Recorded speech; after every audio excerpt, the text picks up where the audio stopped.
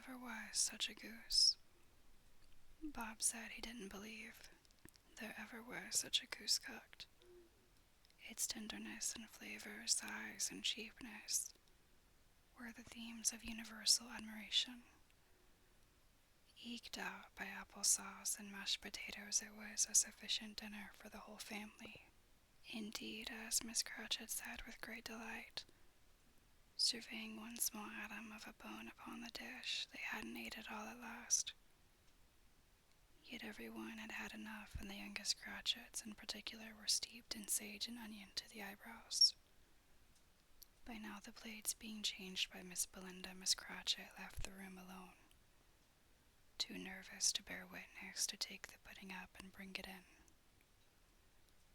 Suppose it should not be done enough, suppose it should break in turning out.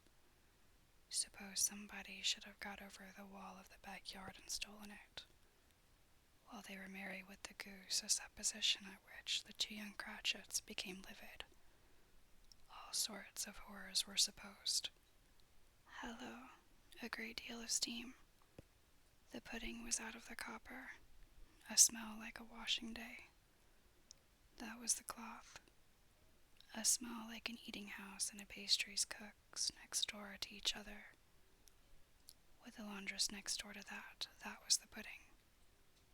In half a minute, Miss Cratchit entered, flushed but smiling proudly with the pudding, like a speckled cannonball so hard and firm, blazing, in half a quartern of ignited brandy, and bedight with Christmas holly stuck into the top.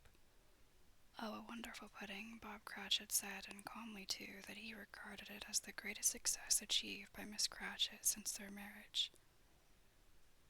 Miss Cratchit said that now the weight was off her mind, she would confess she had her doubts about the quantity of flour.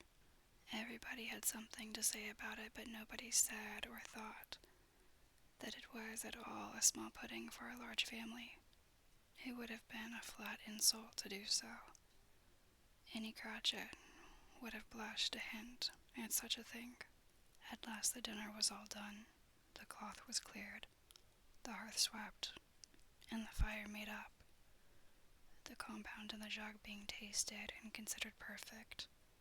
Apples and oranges were put upon the table, and a shovel full of chestnuts on the fire.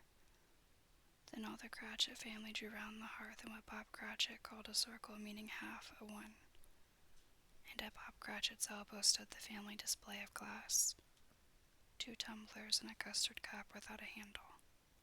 These held the hot stuff from the jug, however, as well as golden goblets would have done, and Bob served it out with beaming looks while the chestnuts on the fire sputtered and cracked noisily.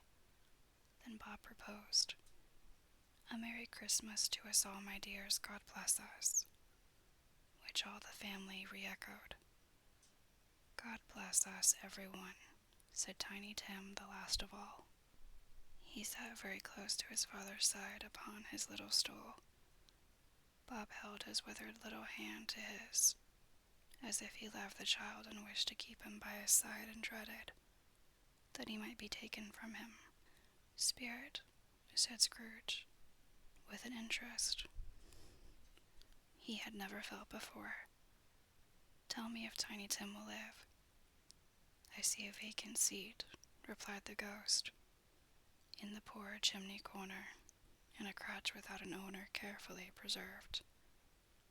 If these shadows remain unaltered by the future, the child will die." "No, no," said Scrooge. "Oh no, kind spirit, say he will be spared." "If these shadows remain unaltered by the future, none other of my race," returned the ghost, "will find him here." "What then?" "If he be like to die, he had better do it, and decrease the surplus population." Scrooge hung his head to hear his own words quoted by the spirit, and was overcome with penitence and grief. "Man," said the ghost, "if man you be in heart, not adamant, forbear that wicked cant until you have discovered what the surplus is and where it is. Will you decide what men shall live, what men shall die? It may be that, in the sight of heaven, you are more worthless, and less fit to live than millions like this poor man's child. Oh God, to hear the insect on the leaf pronouncing on the too much life among his hungry brothers in the dust. Scrooge bent before the ghost's rebuke and trembling cast his eyes upon the ground. But he raised them speedily on hearing his own name. "Mr. Scrooge," said Bob. "I'll give you Mr. Scrooge, the founder of the feast." "The founder of the feast, indeed," cried Miss Cratchit, reddening. "I wish I had him here. I'd give him a piece of my mind to feast upon. And I hope he'd have a good appetite for it." "My dear," said Bob, "the children, Christmas Day." "It should be Christmas Day, I am sure," said she, "on which one drinks the health of such an odious, stingy, hard, unfeeling man as Mr. Scrooge. You know he is, Robert. Nobody knows it better than you do, poor fellow." "My dear," was Bob's mild answer, "Christmas Day. I'll drink to his health for your sake." "And the day's," said Miss Cratchit, "not for his. Long life to him, a Merry Christmas and a Happy New Year. He'll be very merry and very happy, I have no doubt." The children drank the toast after her. It was the first of their proceedings which had no heartiness in it. Tiny Tim drank it last of all, but he didn't care 2 pence for it. Scrooge was the ogre of the family. The mention of his name cast a dark shadow on the party, which was not dispelled for full 5 minutes. After it had passed away, they were 10 times merrier than before, from the mere relief of Scrooge the baleful being done with. Bob Cratchit told them how he had a situation in his eye for Master Peter, which would bring in, if obtained, full 5 and 6 pence weekly. The 2 young Cratchits laughed tremendously at the idea of Peter's being a man of business, and Peter himself looked thoughtfully at the fire from between his collars as if he were deliberating what particular investments he should favor when he came into the receipt of that bewildering income. Martha, who was a poor apprentice at a milliner's, then told them what kind of work she had to do, and how many hours she worked at a stretch, and how she meant to lie abed tomorrow morning for a good long rest. Tomorrow being a holiday, she passed at home.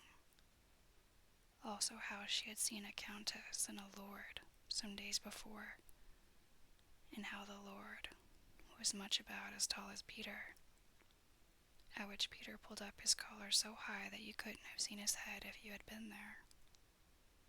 All this time the chestnuts in the jug went round and round, and by they had a song about a lost child traveling in the snow from Tiny Tim, who had a plaintive little voice and sang it very well indeed.